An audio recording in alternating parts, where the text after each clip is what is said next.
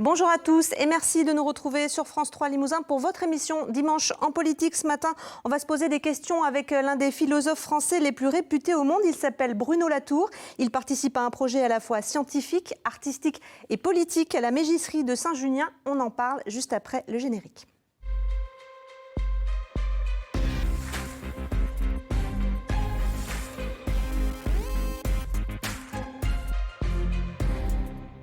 C'est l'un des grands penseurs de l'écologie et le philosophe français le plus fréquemment cité et honoré mondialement. Il vient de sortir un formidable essai qui s'appelle « Où suis-je ?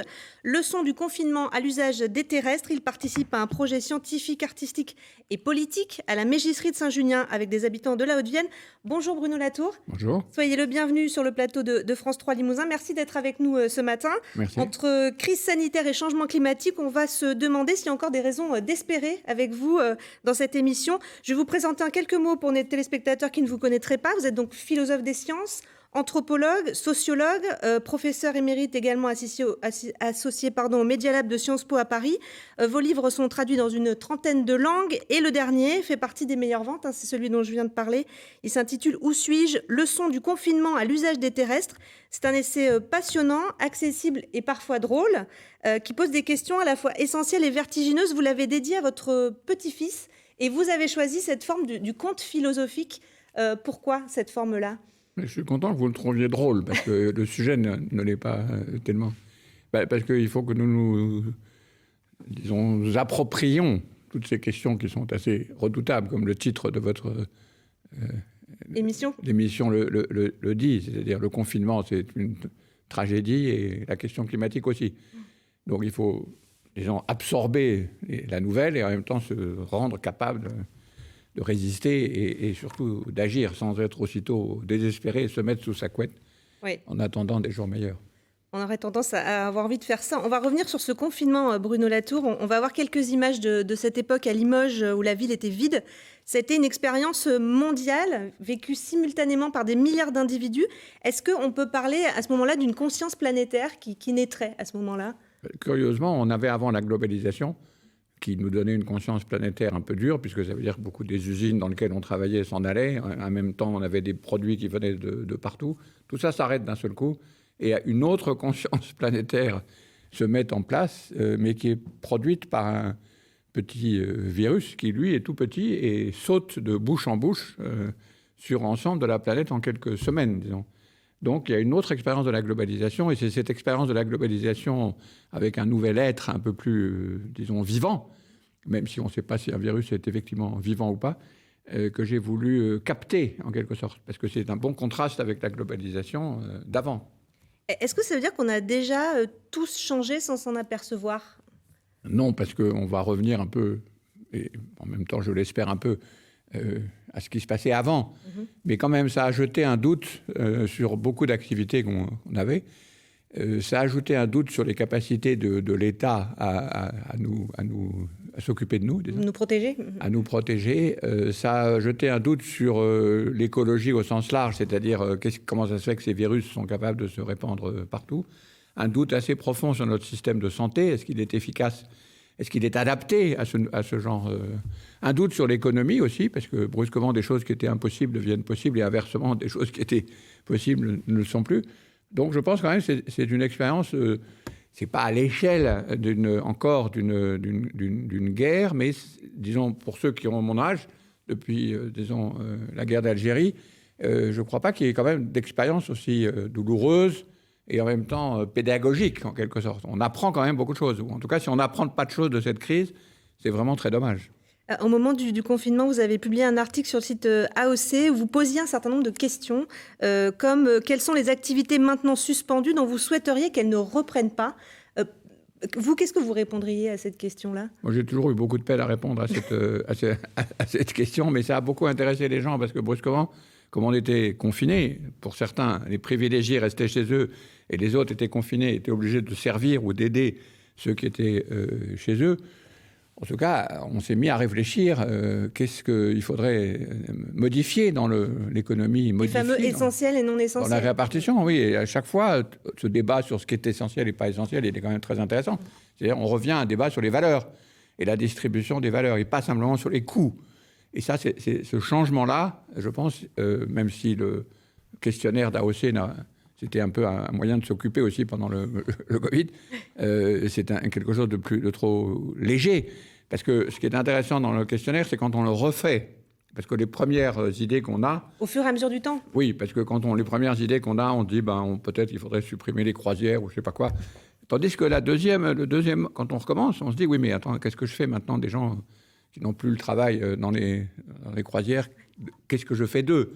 Et donc, à ce moment-là, les questions deviennent très intéressantes. Et c'est un peu les questions qu'on se pose dans le cadre de la mégisserie dont on va parler, je pense. Oui. Ce que j'appelle des ateliers d'autodescription.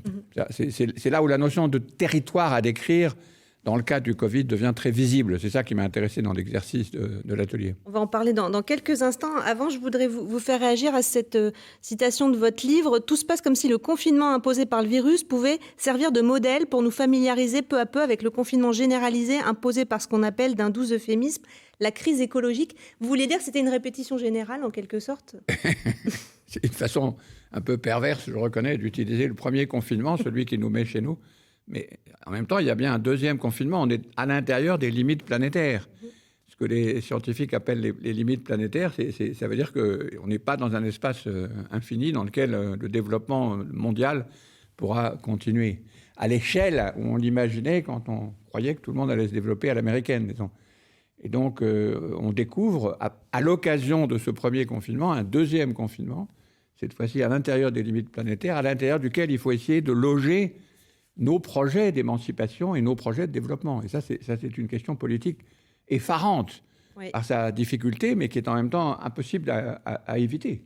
C'est ce deuxième confinement qui m'intéresse. Alors, ce n'est pas vraiment une répétition, parce qu'en plus, ça ne se passe pas terriblement bien, le premier confinement. Non. Donc, le deuxième confinement, il ne faudrait pas que ça se passe aussi mal. Mais en tout cas, c'est une répétition, en sens qu'en termes d'échelle, on se prépare. Disons, on commence par un confinement, pandémique, et puis ensuite, il va falloir se préparer au suivant. Alors justement, cet essai il fait suite à un autre qui s'appelle donc Où atterrir, une autre question. C'est le nom d'une expérience pilote qui est à la fois donc artistique, scientifique, politique, que vous menez entre autres à la Mégisserie de Saint-Junien avec des habitants de la Haute-Vienne. Quelle est la question qui sous-tend tout ce travail-là?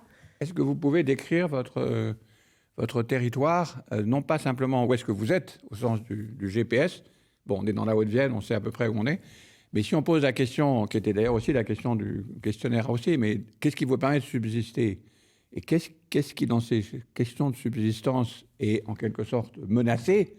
On a une définition tout à fait différente du territoire. Et ce que nous essayons de faire avec ces ateliers, c'est pas d'exprimer simplement ses opinions, parce qu'on a des tas d'opinions, mais c'est pas forcément une description de nos conditions qui rendent habitable le monde dans lequel on voudrait vivre, disons, dans le futur. Et donc, ce qui nous a intéressés dans cette expérience à la Mégisserie, c'est d'intéresser des habitants qui ont participé déjà à des œuvres collectives. Donc, ils ont depuis 6 ans, pour certains, une grosse expérience de participer en commun, parce qu'il faut un commun déjà. Il faut déjà des gens collectif qui travaillent ensemble, qui ont déjà l'habitude de s'exprimer, de pratiquer les arts, disons. Et ensuite, de leur poser la question, est-ce que vous pouvez nous éclairer, nous tous les citoyens français, disons, sur une autre description du territoire qui parte des conditions d'habitabilité? Comment vous maintenez vos conditions d'habitabilité? Parce que c'est ça la nouvelle question. Oui. C'est pas simplement où vous êtes. Et donc, ce que nous essayons de faire, avec des habitants très courageux, parce qu'ils ont résisté à la crise du Covid, oui. Ils ont résisté à la bizarrerie de nos questions, ils ont résisté aux procédures assez compliquées qu'on leur demande de suivre. C'est essayons d'explorer, c'est un projet pilote, essayons d'explorer ce que c'est que de décrire un territoire tel qu'il est vécu, et pas simplement tel qu'il est repéré par le GPS ou repéré par l'administration. Oui. Et ça, c'est très intéressant parce qu'on s'aperçoit de l'extraordinaire difficulté et de l'extraordinaire complexité de ce que c'est qu'un territoire vécu. Alors, vous dites, à propos de cette boussole-là qu'on a vue sur les images, c'est comme choisir entre le bien et le mal. C'est un jugement que vous portez avec les autres, qui vous aide à jouer sur cette marelle en répondant aux questions sur ce qui vous fait vivre, ce qui vous menace, et ce que vous faites ou ne faites pas pour contrer cette menace. C'est pas évident pour les participants de répondre à ça. C'est pas du tout évident, et on l'a fait nous, chacun des participants et des organisateurs l'a fait pour soi-même, naturellement. Mais c'est justement parce que ça crée des émotions qui sont des émotions on réalise des conflits dans lesquels on est plongé à chaque fois qu'un agriculteur ou un éleveur rencontre des végétariens. C'est pas évident. À chaque fois, quelqu'un qui pompe l'eau rencontre quelqu'un qui utilise l'eau. À chaque fois, quelqu'un qui déplace un hôpital rencontre quelqu'un qui voudrait garder son hôpital. À chaque fois, on a un monde de tensions, de conflits qu'il faut à la fois simultanément décrire et néanmoins trouver un modus vivendi. Et c'est cette épreuve que la boussole permet de rendre lisible, disons. Parce que sans ça, on reste dans les opinions. On se plaint, si vous voulez. Et moi, ce qui m'intéresse depuis le début, depuis Où atterrir, justement, c'est de passer de la plainte à ce qu'on appelait autrefois une doléance. C'est-à-dire une forme organisée de description du territoire et des injustices qui ont lieu dans ce territoire et des moyens d'y remédier. C'est un peu l'expérience que tous les gens qui ont été à l'école connaissent de 89, de 1789, des cahiers de doléances. Ouais. Et ça m'a beaucoup inspiré. C'est très intéressant de lire les cahiers de doléances de la Haute-Vienne, parce qu'on voit que la capacité de décrire la situation dans laquelle étaient les gens en 89, et ben maintenant, c'est beaucoup plus difficile de refaire la même chose, parce que le monde est d'une complication effrayante, la globalisation est passée par là, les gens sont terriblement isolés, ils ont perdu aussi beaucoup des habitudes politiques qui existaient par toute une série de médiations culturelles. Est-ce qu'ils se parlent encore ? Pardon ? Ils se parlent encore ? Un des éléments très intéressants de ces ateliers, c'est que brusquement, les gens se parlent. Ils s'aperçoivent que c'est finalement assez difficile aujourd'hui, avec en plus les réseaux sociaux et tout ça, de rencontrer des gens avec qui on n'est pas d'accord. Et cette rencontre produit des émotions que la boussole essaye de capter, en quelque sorte. Alors, ces ateliers vont donner lieu à une représentation. Ce sera en avril et en public, si les conditions le permettent. Ça, on suivra sur cette antenne, évidemment. Vous êtes enseignant, vous faites beaucoup de conférences qui sont mises en scène, travaillez avec des professionnels de la culture. Pourquoi est-ce que l'art, c'est indispensable au travail que vous menez ? Une des raisons, c'est que ces questions d'écologie, elles sont écrasantes quand on se prend juste comme un individu. Oui. Si vous vous dites, moi et le climat, ou moi et la question de la biodiversité, vous êtes tout de suite perdu. Oui. Donc il faut un intermédiaire qui est un collectif. Or, il n'y a pas de meilleur moyen qu'une œuvre artistique pour créer un collectif de gens sur scène, vivants, dans une scène vivante, qui se posent la même question. Même s'ils sont en désaccord, ils s'aperçoivent qu'ils sont un groupe, ou parfois même, on peut même presque dire un peuple, sur scène, qui sont en train de se poser les mêmes questions. Et du coup, et ça, on peut le faire avec la doléance politique, mais ça, c'est l'élément à la fin du processus. Mais au début, c'est très difficile de porter sur son épaule individuelle des questions qui nous échappent. Et donc, les arts ont la capacité de rendre collectives ces émotions, ces affects, disons, et de les partager. Donc, c'est pour ça que j'ai fait des expositions, j'ai fait des pièces de théâtre, j'ai fait des conférences, et on fait ces ateliers, cette restitution publique. Enfin, publique... sauf qu'on ne sait pas s'il y aura un public ou pas à cause du Covid. Mais... Alors, d'après nos confrères du magazine L'Obs, vous êtes le penseur qui inspire la planète, Bruno Latour. C'était en une il y a quelques semaines. C'est une grosse responsabilité, ça ? C'est surtout très exagéré. Je suis inspiré par la planète, plus exactement.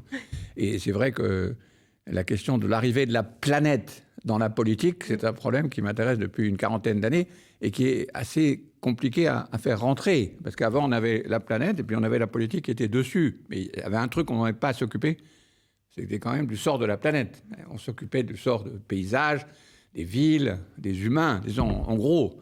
Et cette transformation, cette espèce d'irruption de la planète dans la géopolitique, dans la politique intérieure et extérieure, pose des tas de problèmes. Et c'est pour ça que j'essaie d'utiliser la planète, enfin, si on peut dire. elle m'inspire, disons. C'est pas moi qui l'inspire. Et quel regard vous portez sur l'écologie politique, justement ? L'écologie politique est le symptôme de ce changement de vision politique, mais elle n'a pas encore acquis la maturité, disons, qui était celle, si vous vous ramenez dans les années 60-70, qui a été celle des diverses formes de socialisme, par exemple. Elle n'a pas de position hégémonique, elle n'est pas encore celle qui définit comment les différentes classes doivent se représenter. Oui, on ne sait pas à quoi ressemblerait un État écologiste, par exemple. C'est le problème, et on voit bien que l'État est encore capable, à peu près, de nous soigner et de nous empêcher de nous laisser contaminer par le virus. Qu'est-ce que c'est qu'un État qui est capable de nous faire rentrer à l'intérieur des limites planétaires tout en nous assurant émancipation, prospérité, démocratie? On n'en a aucune idée. Et pourtant, c'est bien ça que, disons, les écologistes, avec la multiplicité de leurs mouvements, essayent de représenter. Alors justement, il y a les 150 citoyens de la Convention pour le climat qui se sont réunis pour la dernière fois cette semaine. Il y a un projet de loi qui doit être débattu à l'Assemblée en avril. Est-ce que vous partagez la déception des associations écologistes qui ont reproché au gouvernement de détricoter quelque part le travail des citoyens ou de le décaler, de le mettre sous condition? Non, elle ne m'étonne pas parce que d'abord, je trouve qu'ils ont quand même fait beaucoup de choses. Ils sont arrivés à faire passer beaucoup de choses. C'est plutôt le contraire. Je pensais qu'ils n'arriveraient pas à grand-chose. Donc vous êtes agréablement surpris? Je suis plutôt agréablement surpris qu'au moins quelques éléments passent. Mais c'est normal, parce que l'État qui est capable d'absorber ces demandes, il n'est pas du tout équipé pour les absorber. L'État que nous connaissons, c'est un État qui est l'État de la modernisation, c'est l'État de la reconstruction après-guerre. De l'économie. C'est l'État, il a été économisé, mais il s'occupe aussi des territoires et tout ça, mais c'est un État qui est habitué à la notion de développement, en gros. Et donc l'idée que c'est la même chose, le développement, plus la question de tenir à l'intérieur des limites planétaires, cet État-là, il n'existe pas encore. C'est normal parce que c'est aux citoyens de le constituer. Oui. Il ne faut pas mettre les choses à l'envers. Ce n'est pas de l'État que va venir cette transformation très profonde. C'est des citoyens. C'est ça qui nous intéresse dans les exercices. C'est faire des citoyens capables. Ça part d'en bas. Oui, il faut être complètement par le bas, ça c'est sûr. Alors la prise de conscience, elle est là. Il y a les marches pour le climat, il y a l'engagement des jeunes générations, il y a des mouvements comme la désobéissance fertile, par exemple en Corrèze ou dans d'autres lieux. Dans votre essai, vous parlez d'une crise cosmologique. Est-ce qu'il faut tout réinventer, en fait? Oui, c'est un peu extrême, mais disons, c'est une crise cosmologique au sens propre du terme. C'est-à-dire, c'est une crise de l'endroit où on est. Oui. C'est ça le titre du livre. Oui. On n'est pas là où on croyait qu'on était. Donc il y a une espèce de déplacement de la notion d'espace à l'intérieur duquel, si vous êtes dans l'espace qui est celle des limites planétaires, ce qu'on appelle ici la zone critique, que c'est à l'intérieur de cette zone que vous allez vivre et que les conditions d'habitabilité, elles sont en péril et qu'il faut les maintenir pour les générations suivantes, vous n'êtes pas dans la même situation où on était, nous, ma génération, des baby-boomers, des gens d'après-guerre, dans la France, disons, des années 60. Donc il y a un déplacement d'espace, c'est ça que veut dire cosmologique. Et puis, il y a une dimension temporelle. On n'est plus dans la modernisation au sens que, OK, allons de l'avant et de toute façon, on va trouver les ressources, on va se développer, aller sur Mars ou je ne sais quoi, et donc oublier tous les problèmes, ou trouver des solutions techniques extraordinaires. On est dans une situation de relativement de doute d'abord et de recul. Et en plus, on a le Covid comme exemple que le développement, disons, a un certain nombre de conséquences sanitaires qu'on avait un peu oubliées, qui se trouve que je les ai étudiées dans une période plus ancienne de ma carrière, l'arrivée des microbes, disons, on les avait un peu oubliés, ils reviennent. Donc, il y a toute une série de doutes qui font qu'effectivement, on est en situation de mutation cosmologique. Et d'ailleurs, dans ce livre, vous travaillez beaucoup sur la métamorphose de Kafka et vous dites que voilà, maintenant, on a derrière nous cet héritage on rejette du carbone et devant nous, ces gouttelettes de virus et on doit se métamorphoser. C'est ça, en fait, l'objet du... Je pense qu'on est des humains un peu différents des humains que nous étions, nous, les baby-boomers, dans les années 50, ça c'est sûr. Parce que les conséquences de nos actions, qui étaient déjà visibles par les gens, les scientifiques, les écologistes de l'époque, les penseurs de l'écologie. Mais maintenant, c'est général. Si vous discutez de chaque question que vous traitez dans votre journée politique, à chaque fois, qu'il s'agisse de nourriture, qu'il s'agisse d'habillement, qu'il s'agisse de mobilité, qu'il s'agisse de déplacement des entreprises, à chaque fois, vous tombez sur des réseaux et des chaînes de conséquences qui ne peuvent pas être traitées simplement par le déni, en disant « revenons à la situation d'avant et on continue ». Donc tout le monde le sent bien, ça. C'est dans le sens que est accroché à chacun de nous quelque chose comme une mutation. Alors je me suis évidemment servi du mythe de Kafka parce qu'il est très puissant. Oui. Et il donne bien l'idée de la... C'est une dramatisation. Hein. Oui. Mais le but, c'est de dramatiser, c'est qu'on sente ces choses. Après tout, le Covid nous dramatise terriblement. Il nous fait sentir des choses. Donc c'est utiliser cette puissance de la situation dans laquelle on est pour rendre sensible des choses que tout le monde sait. Tout le monde entend parler de ces affaires de transformation depuis maintenant 40 ans, 50 ans, 60 ans. Mais ce n'est pas encore en maturité, en quelque sorte. Vous travaillez sur les sciences depuis de très nombreuses années. Quel est votre regard sur le développement du complotisme aujourd'hui et de ce discours qui parfois n'entend plus la science ou J'ai une version objet. très, très particulière parce que je ne crois pas que ce soit un problème que les gens réfléchissent mal. Je pense que c'est un problème, c'est qu'ils voudraient habiter dans un monde où toutes les choses dont je parle n'existent pas. Et on peut les comprendre. C'est pour ça que c'est... C'est un déni pour se protéger, en fait? C'est l'idée que si toutes ces choses sur le climat sont vraies, on n'est pas dans le monde qu'on nous avait promis. Et donc cette déception énorme de ne pas être dans le monde qu'on a promis se traduit pour le moment, mais je pense que c'est provisoire, par tout ce que vous dites, les gars, là, de l'autre côté de votre planète, ne nous concerne pas. Donc le problème, c'est que c'est un conflit de planètes. On le voit bien dans le complotisme américain, ce qui s'est passé... le déni des élections, etc.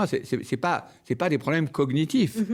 C'est pas des gens qui brusquement étaient moins capables de penser avant, qui brusquement sont plus capables de penser. C'est un problème de fait que le monde, il n'y a pas de monde commun, disons. Donc il y a des gens qui vivent sur une planète où ces questions n'arrivent pas, mais on les comprend parce que c'est très douloureux. Oui. Et nous sommes sur une autre planète. Donc évidemment, arriver à avoir des énoncés scientifiques qui sont crus, ça demande tout un tas d'appareillages communs. Il faut être dans le même monde, il faut avoir des médias qui correspondent à ce monde, il faut avoir des journaux qu'on respecte, il faut avoir un État à peu près, disons, respecté. Et sans ça, il n'y a pas de fait qui soit accepté et acceptable par tout le monde. Ça, c'est des choses que nous étudions il y a déjà très longtemps. Et la science dépend de toute une série de circonstances qui ont maintenant un peu disparu, il faut le reconnaître. Est-ce qu'il y a des raisons d'espérer aujourd'hui, Bruno Latour? C'est le titre qu'on a choisi pour cette émission. Donnez-nous des raisons d'espérer, j'ai envie de vous demander. Il y en a beaucoup, parce qu'en même temps, la situation, elle est extraordinairement pédagogique, si je veux dire. On apprend à une vitesse incroyable, mais on apprend aussi sur les sciences. Regardez la quantité de choses qu'on apprend sur les épidémies, l'extraordinaire travail sur le vaccin, la rapidité avec laquelle on comprend que toutes ces sciences épidémiologiques, elles sont très compliquées. Elles demandent des connaissances très difficiles à obtenir, des statistiques très variables. Donc il y a une espèce d'apprentissage général, et il faut simplement tirer parti de cet apprentissage pour la suite. Parce que la suite, évidemment, là, on ne doit pas se payer d'illusions. Elle va être plus difficile, parce que la question climatique, la question de l'habitabilité de la planète, elle est plusieurs ordres de grandeur plus difficile que celle que nous vivons. Mais il faut tirer parti de celle que nous vivons d'abord pour pouvoir profiter de la suite. Vous êtes catholique, Bruno Latour. En quoi ça influe sur votre pensée écologique? Est-ce que ça a un rôle dans votre réflexion? Non, je ne sais pas. Ça intéresse toujours les journalistes. Ouais. Apparemment, être catholique, ça paraît très bizarre.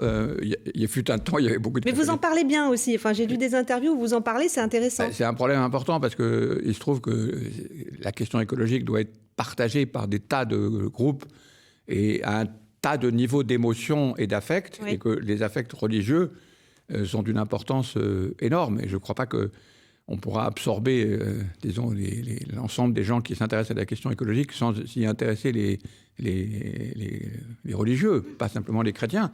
Et il se trouve que, malheureusement, les chrétiens étaient un peu trop intéressés par le ciel. Oui. Et donc, leur dire, attendez, le ciel, c'est très important, mais rappelez-vous, c'est quand même la terre. Ça ne sert à rien de sauver votre âme si vous perdez la terre. Ce que rappelle le pape maintenant.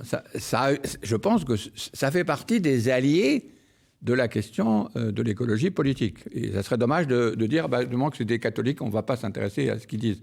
Ça me paraît une forme d'exclusion.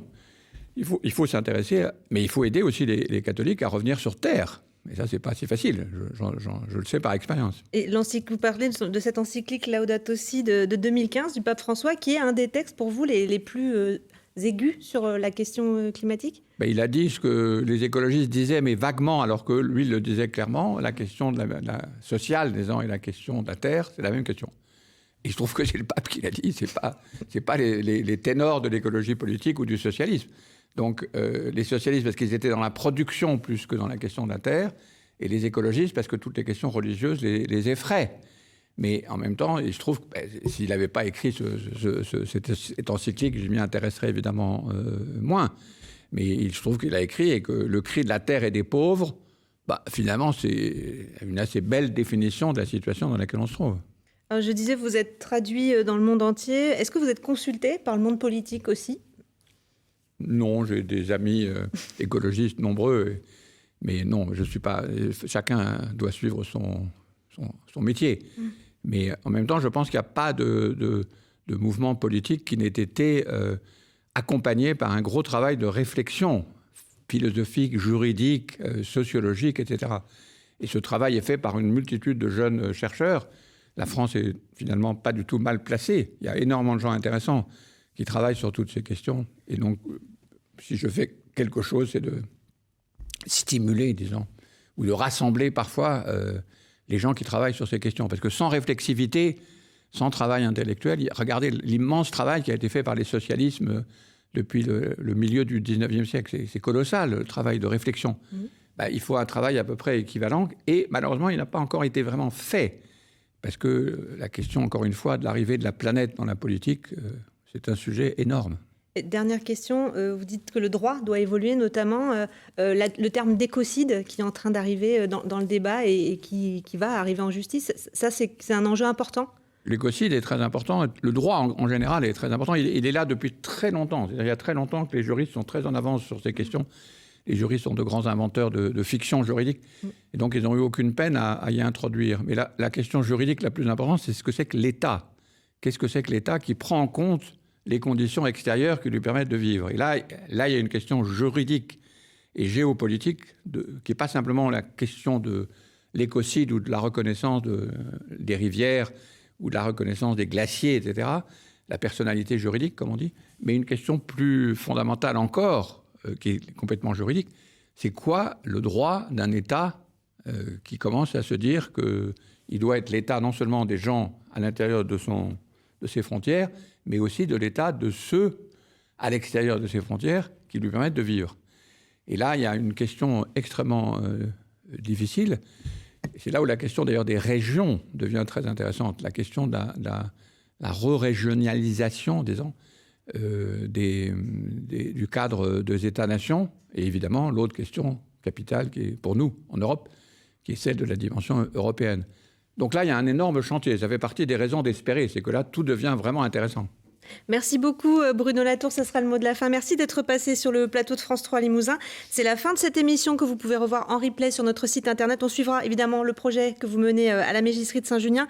Tout de suite, c'est le Flash Info avec Emmanuel Brault. Puis dimanche, En politique continue avec Francis Letellier. Il reçoit la ministre déléguée à l'Industrie, Agnès Pannier-Runacher. Quant à moi, je vous donne rendez-vous la semaine prochaine dès 11h pour une émission spéciale d'1 heure qui sera consacrée à l'agriculture en Nouvelle-Aquitaine. Nous serons notamment au lycée des Vazés près de Limoges avec de nombreux invités. D'ici là, passez un très bon dimanche et prenez soin de vous.